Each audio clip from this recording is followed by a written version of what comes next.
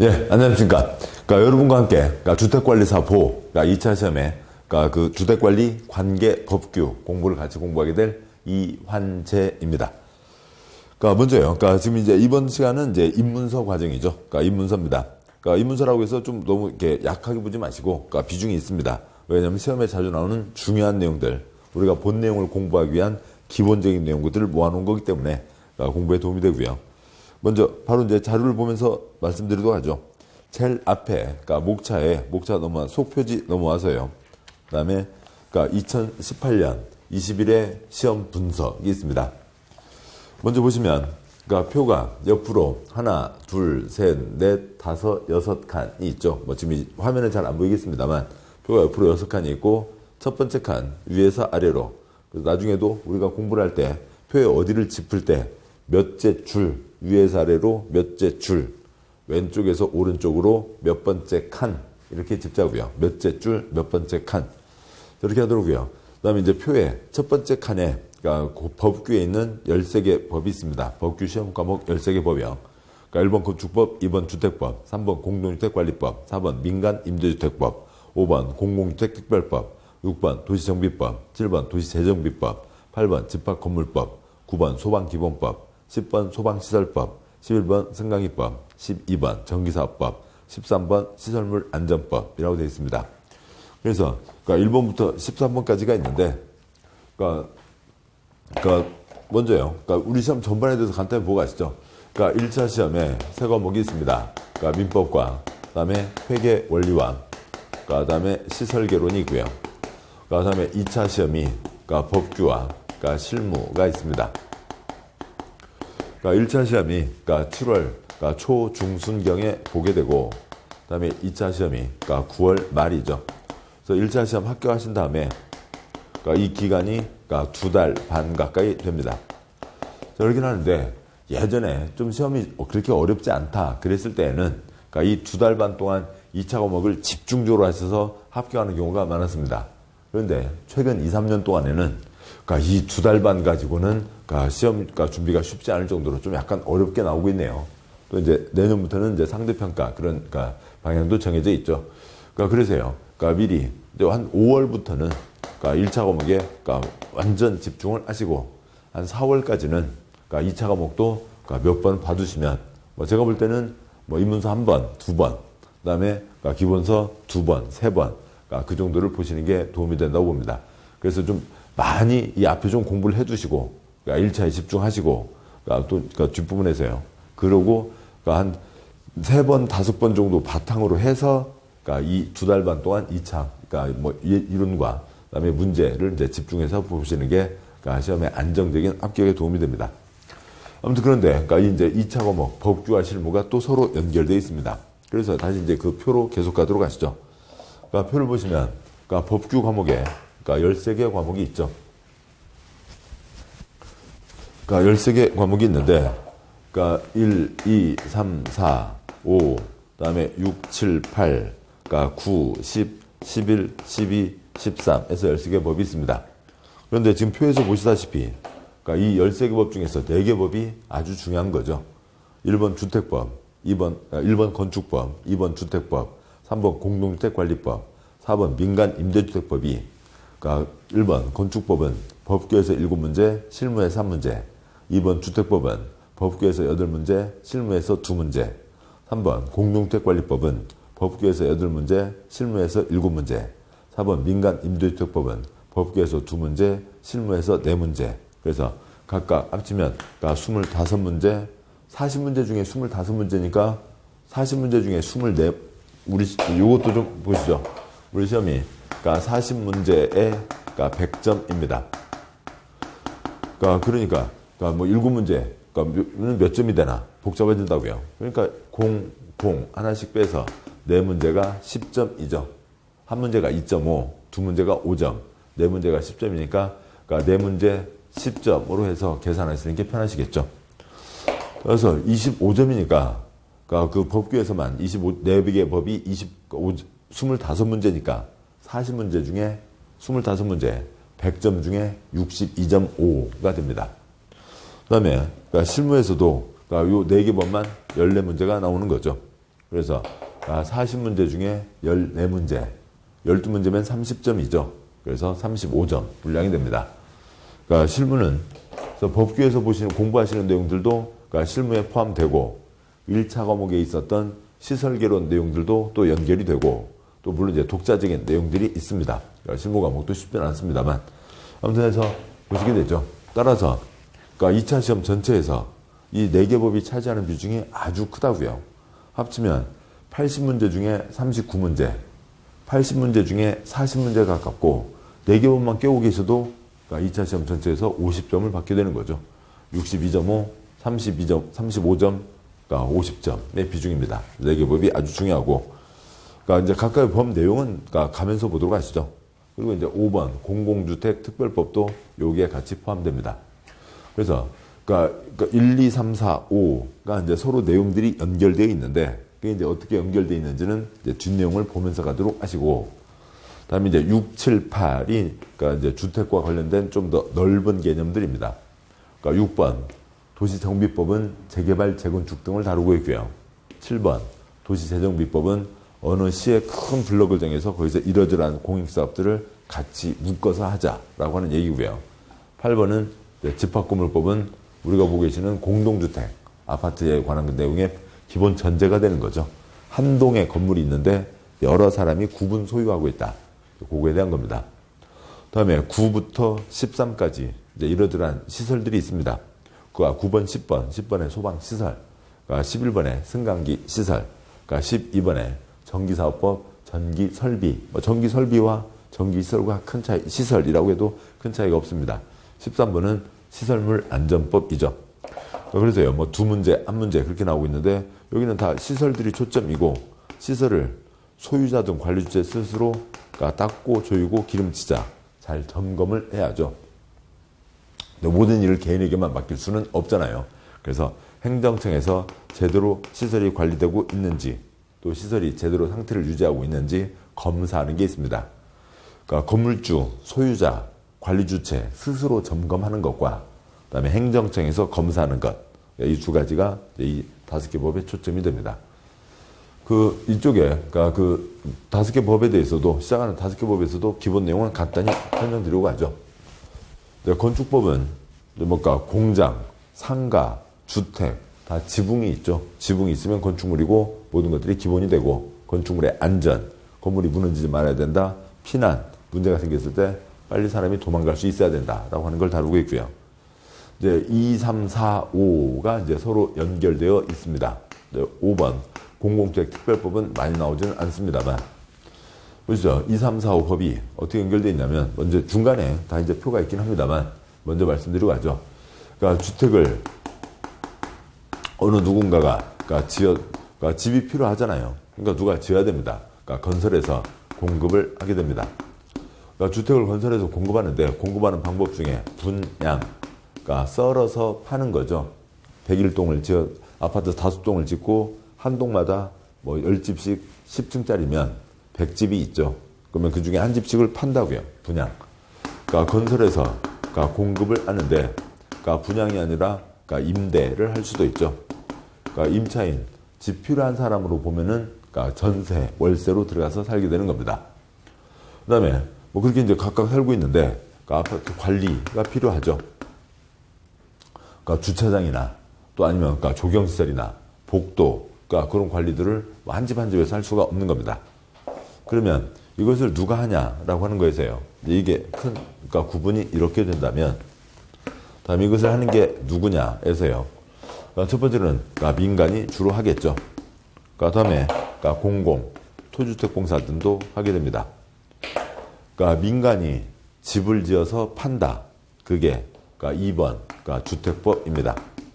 그러니까 집장사가 집을 지어서 파는 거고요. 그래서 우리가 알고 있는 주택 생활 그런 문제가 아니에요. 그러니까 건설회사가 집을 지어서 파는 게 그러니까 민간이 집을 지어서 파는 게 2번 주택법입니다. 그러니까 3번 그러니까 공동주택관리법이 있죠. 공동주택관리법 이 관리에 대한 거라고요. 그러니까 관리에 대한 거여서 그러니까 3번 그러니까 공동주택관리법이 그러니까 민간 관리, 그러니까 뭐 아무튼 그러니까 공공관리의 가장 기본 전제가 되는 거죠. 좀 내려서 쓰겠습니다. 여기에 민간이 있고, 그러니까 민간이 집을 지어서 파는 게 2번 주택법이고, 그러니까 누가 하여튼 간에 많은 사람 살고 있으니까 관리에 대해서 정해지고 있는 게 공동주택관리법이죠. 다음에 그러니까 민간이 그러니까 집을 지어서 공급하는데 임대를 합니다. 그게 그러니까 4번 그러니까 민간 임대주택법이죠. 그러니까 4번 민간 임대주택법에서도 거기서도 관리에 대한 얘기가 조금 나오게 됩니다. 그다음에 그러니까 토지주택공사 주공아파트 있죠. 분양도 있고 국민임대 등 임대주택도 있습니다.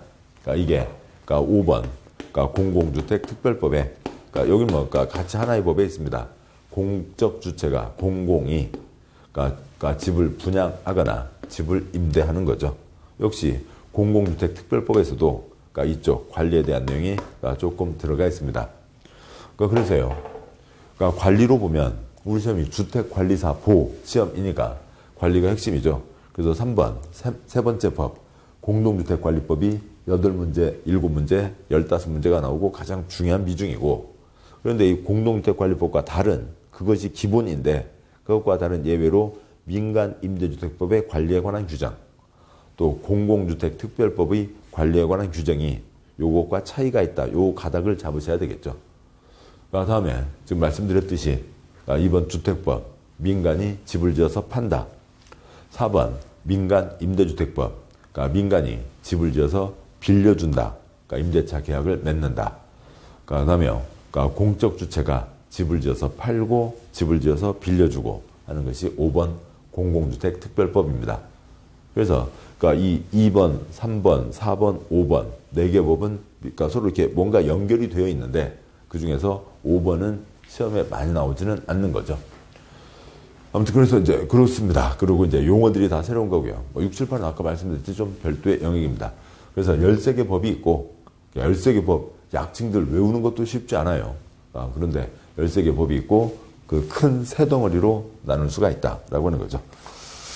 그리고 이제 그 아래 내용은 이제 그 중에서도 이 4개 법이 중요하다는 것을 강조하고 있는 거니까 그 1번, 2번, 3번, 4번 4개 법에 대한 그 중요도를 얘기하고 있으니까 참고해서 보시면 되겠습니다. 다음 쪽 보시죠. 다음 쪽에 이제 앞부분에는 이제 그 쪽수가 써져 있지 않습니다만 법규 등 공부 방법이라고 되어 있죠. 먼저요. 1-1번 아래 박스에 동그라미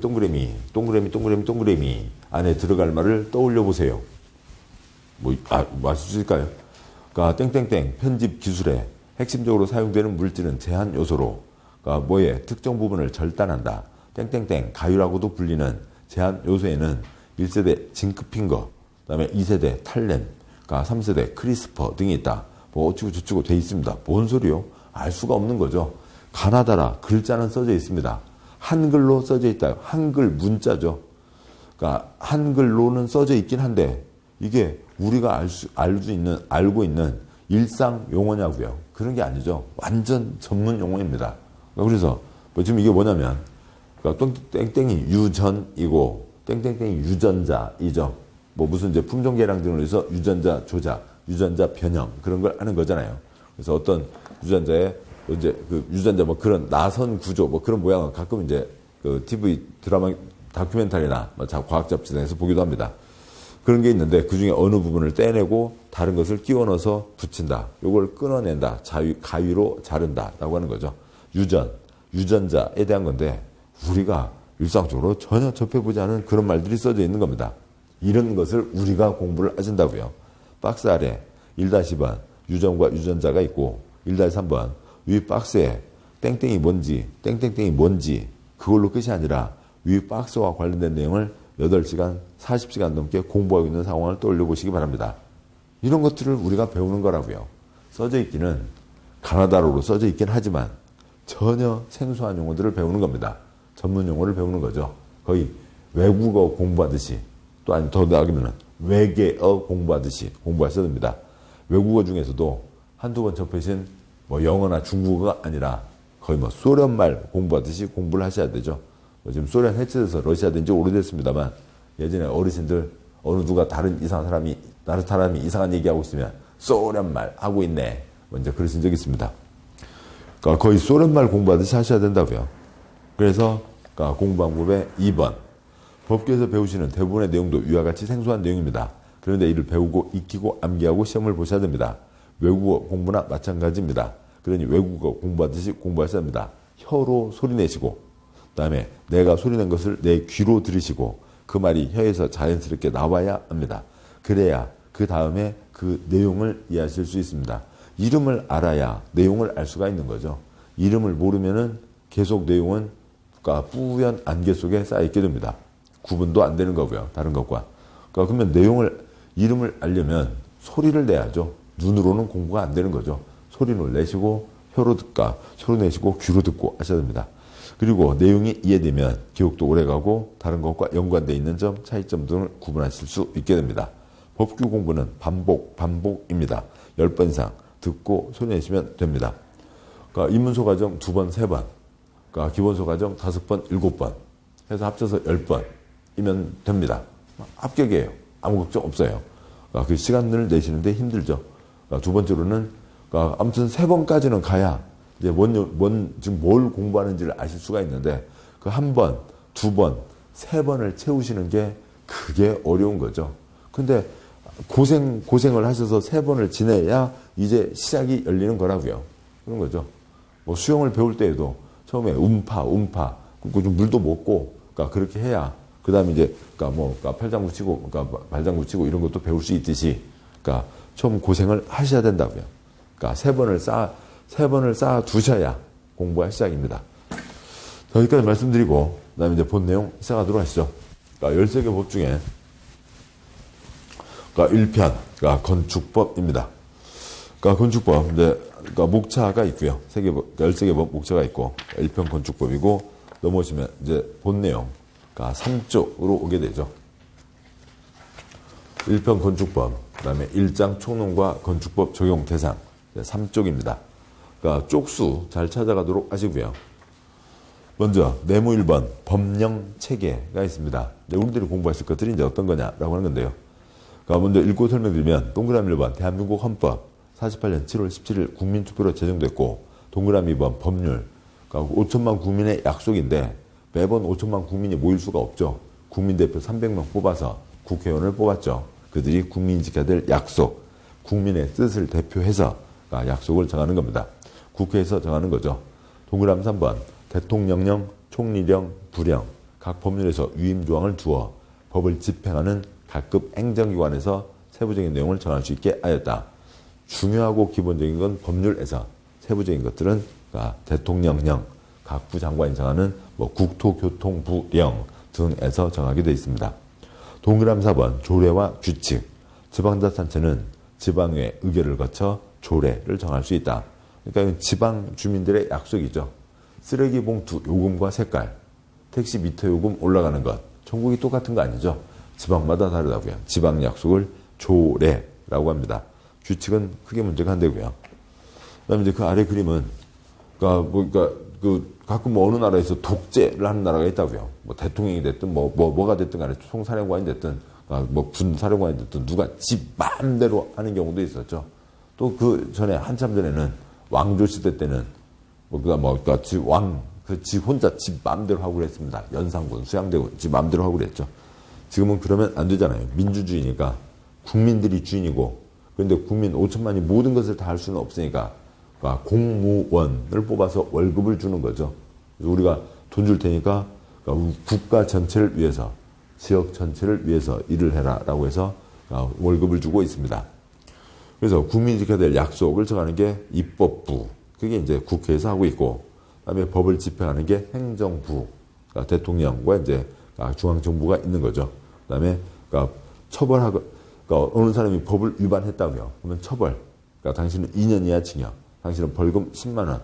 또한 민사상의 다툼이 생겼다고요.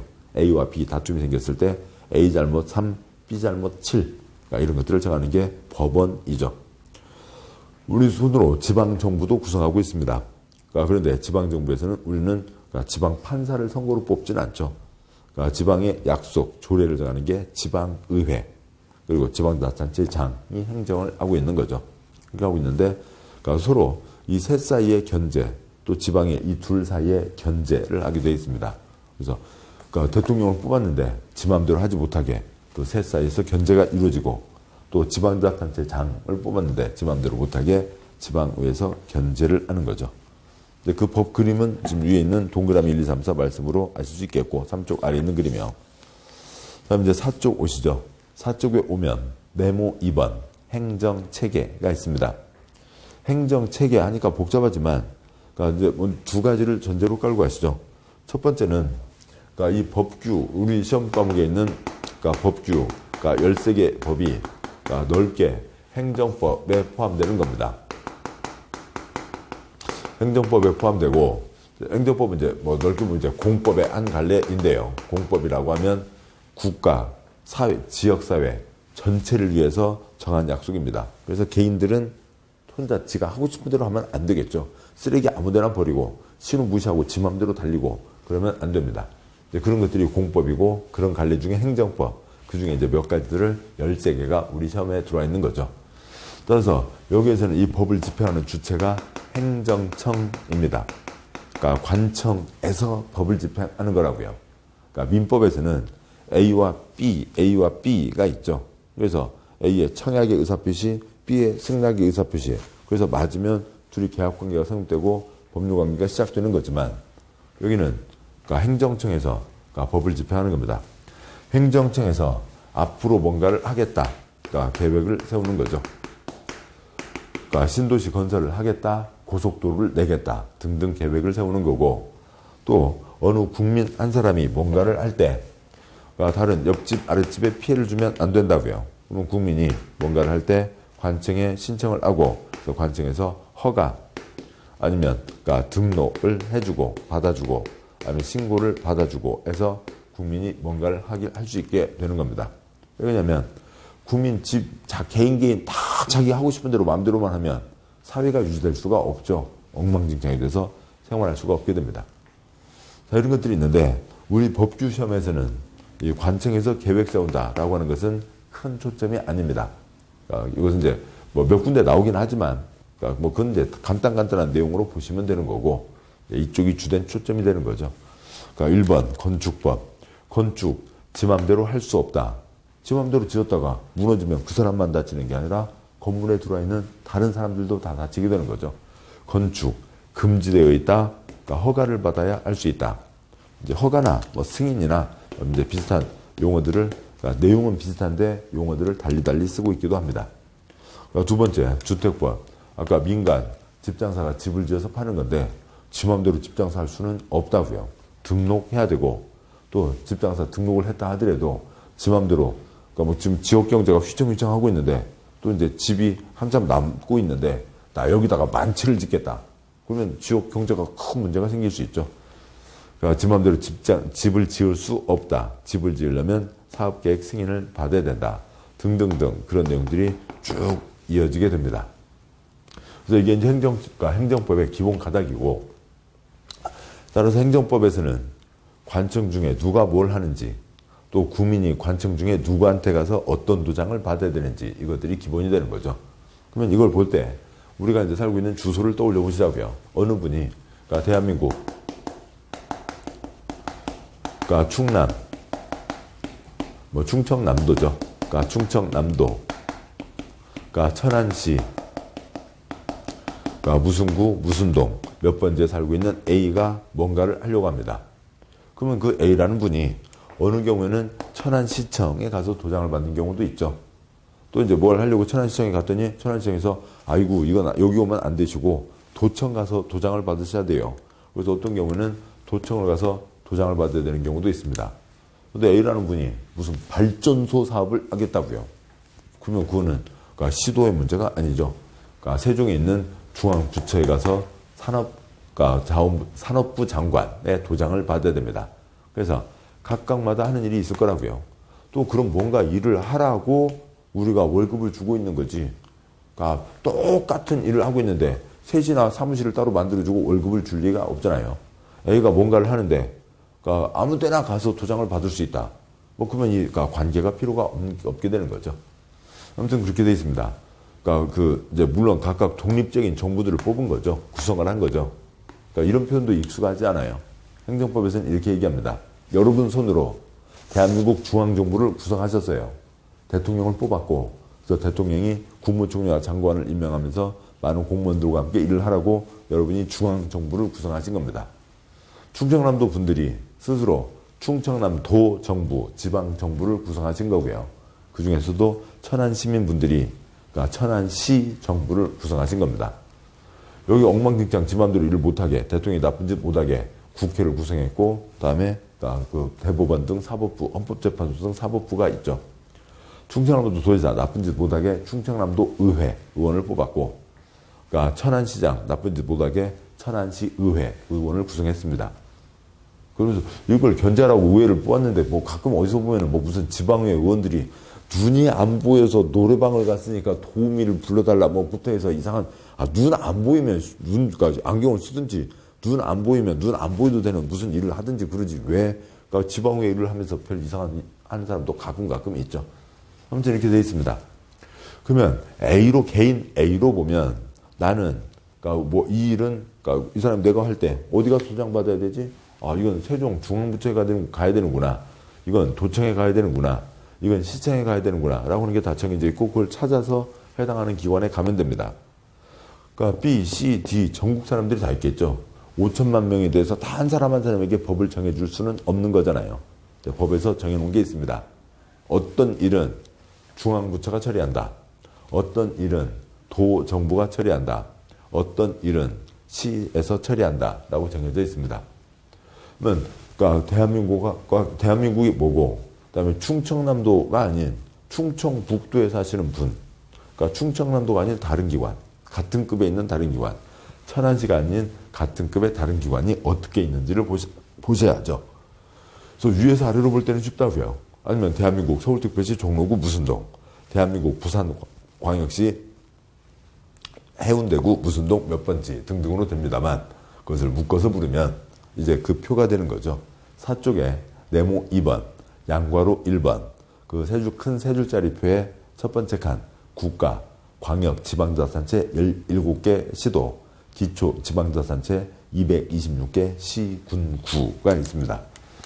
그러니까 중앙정부가 있는 거고요. 그 다음에 광역 지방자치단체가 있습니다. 광역 지방자치단체가 대한민국 17개로 쪼개놓은 거라고요. 미국은 몇 개의 주로 구성되어 있대요. 알래스카 포함해서 51개의 주로 구성되어 있답니다. 한국은요, 주는 아니지만 몇 개의 덩어리로 나눌 수 있대요. 17개요. 그래서 17개를 다 묶어서 볼 때는 시, 도 이렇게 부릅니다. 그 다음에 대한민국 기초지방자치단체요. 세부적으로 226개로 쪼개고 거기에 시, 군, 구가 있습니다. 중앙을 대표하는 건 대통령이 아니라 17명 장관이 중앙을 대표합니다. 몇만 개의 법이 있는데 대통령 혼자 모든 일을 다 할 수는 없거든요. 그래서 업무별로 장관을 정했죠. 국토와 교통에 대한 일을 해라. 국토교통부. 산업과 안전에 대한 일이라, 그러니까 산업과 통상, 자원에 대한 일을 해라. 산업통상자원부. 국민안전에 대해서 행정안전부 등등이 있습니다. 광역지방자치단체, 충청남도와 같은 급이 17개가 있다고요. 그러니까 서울특별시, 그러니까 인천 등 6개 광역시, 그 다음에 세종 특별자치시, 그 다음에 경기도, 충청남도 등 그러니까 8개 도, 그러니까 제주 특별자치도, 그래서 17개가 있습니다. 특별시, 광역시, 특별자치시, 도 또는 특별자치도. 지금 길죠? 얘기가 기니까 이것들을 다 묶어서 볼 때 시도. 그 대장들이요. 그러니까 특별시장, 광역시장, 세종시장, 도지사, 제주도지사 묶어서 볼 때 시도지사. 여기에 시는 천안시가 아니겠죠. 도와 같은 급의 시, 특별시, 광역시, 세종시를 얘기하는 시입니다. 그러고요. 이거 다 하십니다만, 그럼 간단히 지도로 보면은 좀 무식합니다만, 아무튼 빨리 가시자고요. 이렇게 있다고 치죠. 그러니까 서울이 중심 역할을 하고 있고, 그 다음에 인구 100만 이상 어찌저찌고 광역시가 있죠. 인천광역시, 대전, 그 다음에 광주, 부산, 울산, 대구가 있고요. 세종 몇 년 전에 출발했죠. 그 다음에 도, 경기도, 충청남부, 전라남부, 경상남부, 강원도가 있고 제주도 따로 있습니다. 이렇게 해서 17개가 되는 거죠. 뭐 도 이름들이요. 뭐 경기도는 한양과 주변, 옛날에 충청도요. 충청도 큰 도시 두 군데, 충주와 청주요.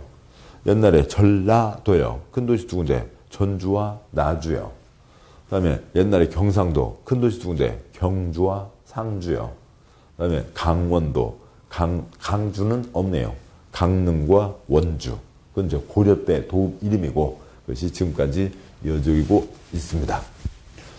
이렇게가 있고요. 그다음에 서울특별시 종로구가 있죠. 도봉구, 노원구, 강남구 등등 25개 구가 있습니다. 인천광역시 부평구, 인천광역시 옹진군, 그다음에 부산광역시 해운대구, 부산광역시 기장군. 세종은 선거로 뽑는 시군구 없습니다. 그다음에 경기도 수원시, 경기도 가평군, 그다음에 충청남도 천안시, 충청남도 홍성군. 제주도 역시 선거로 뽑는 시군구 없습니다. 뭐 제주시 서귀포시는 행정을 위한 거지 선거로 뽑는 지방자치단체가 아닙니다. 자, 이렇게가 있는데 따라서 이제 여기까지가 기본이죠. 그래서 장관, 시도지사, 사람으로 얘기하면 시장구, 주구청장, 시군구가 됩니다. 그렇게 되는데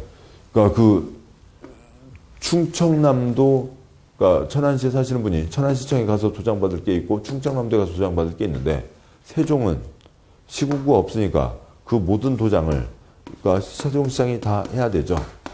제주도도 역시 시군구가 없으니까 다른 도지사가 도장 찍는 거나 시장, 군수, 구청장이 도장 찍는 것을 다 제주도지사가 해야 됩니다.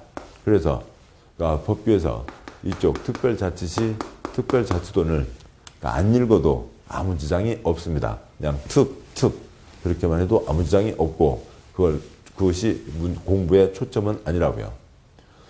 그 다음에 인천광역시 옹진군, 부산광역시 기장군이 있는데 거기도 역시 큰 초점 아니고요.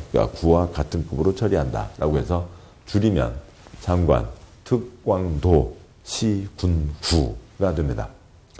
인구 100만 이상에 어찌고저찌고 되면 광역시, 인구 10만 이상 어찌고저찌고 되면 시인데 시 중에 인구 50만 이상의 시를 대도시라고 해서 일반적인 대도시도 상, 중, 하로 보면 하급 중에 하나이죠. 그렇지만 대도시 시장에게는 상당히 큰 권한을 줍니다. 그거는 이제 보면서 설명드리도록 하죠. 여기까지 해서 장관, 사람으로 얘기하면 시도지사, 시군구가 있고요. 보시죠. 근데 위에서 아래로 가면 우리 주소라고요. 근데 이제 처음에는 익숙하지 않은 거죠. 얘도 줄여서 보죠. 특 지우고 광 지우고 보면 여기가 이제 장관이 국가를 대표하는 국토부 장관 등이 있죠.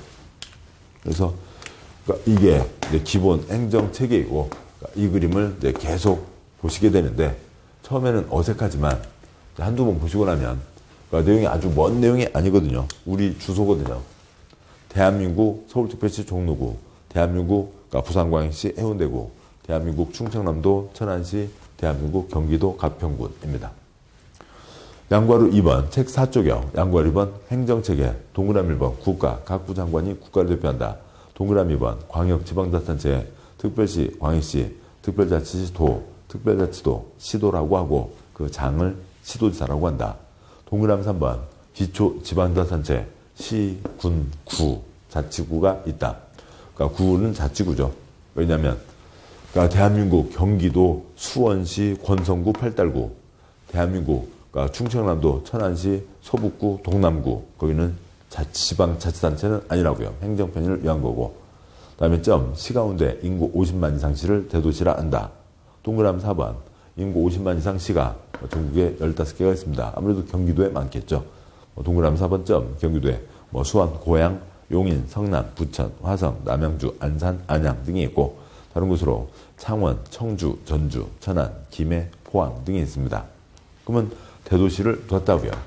대도시를 둔 이유는 이제 아까 여기 그림을 좀 확대해서 보시죠. 대한민국 이제 큰 차원이니까 빼고 충청남도, 천안시가 있고 다음에 아산시가 있고 다음에 홍성군이 있습니다. 그러니까 지역 주민이 사는데 필요한 게 10개라고 치죠. 뭔가 10개를 결정해야 됩니다. 각각 하는 일이 있으니까 월급을 주고 있는 거죠. 그래서 아산시장 5가지를 결정할 수 있습니다. 그러면 10개 중에 아산시장 5가지 결정하니까 나머지 5가지는, 더 중요한 5가지는 충남도지사에게 올리겠죠. 홍성군수 역시 5가지는 결정할 수 있습니다. 5가지는 그러니까 충남도지사에게 올린다고요. 천안시장 똑같이 5가지만 결정한다. 그러면 50만 이상 대도시라는 이름을 붙여준 이유가 없게 되죠. 그래서 천안시장은 5개만이 아니라 3가지를 더 결정할 수가 있습니다. 그러니까 전체 10개 중에 2개만 도지사에게 올리면 되는 거죠. 근데 이 3개가 엄청 중요한 것들이라고요. 그 표에 있듯이 그러니까 어디에 도로를 만든다, 문화센터를 만든다. 그거는 2번째 칸, 3번째 칸 아산시랑 홍성군수는 도로 건설, 그다음에 문화센터 건설 결정을 할 수가 없고 도지사에게 올려야 되는데 천안시장은 50만 이상 대도시장이니까 지가 직접 도로 건설, 문화센터 건설 이런 것들을 결정할 수가 있습니다. 여기까지 보셨고요. 그러니까 이제 이걸 전체를 다 줄여서 좀 전에 말씀드렸듯이 행정, 뭐 군대에서요. 상, 중, 하, 그러니까 밥풀떼기 하나, 소위, 밥풀떼기 2개, 그러니까 중위, 밥풀떼기 3개, 대위라고 부르는 거죠. 이제 각각 독립정부니까 상중하가 모든 것, 상중하는 아닙니다만 법에서 상하 관계를 정해주면 그때는 상하 관계가 성립되는 겁니다. 그래서 그러니까 국가를 대표하는 국가 아니면 그 다른 장관들, 장관이죠. 특광역의 특광도, 기초에 시, 군, 구, 시 중에서 50만 이상 대도시가 있다는 거죠. 익숙하지 않다고요. 뻔한 건데 우리 주소인데 익숙하지, 이렇게 쓰는 건 익숙하지 않을 뿐입니다. 익숙하지 않은 거지 몇 번만 하시면 다 아시게 됩니다. 자, 여기까지 해서요. 그러니까 저희 시험 전반에 대한 내용과 그러니까 다음 2번째로 이제 그러니까 법규의 기본적인 내용들을 보기 위한 기본 내용들을 짚었습니다. 자, 고생하셨고 잠깐 쉬고 이제 5쪽 이하 이제 세부적인 내용 이제 시작하도록 하시죠. 수고하셨습니다.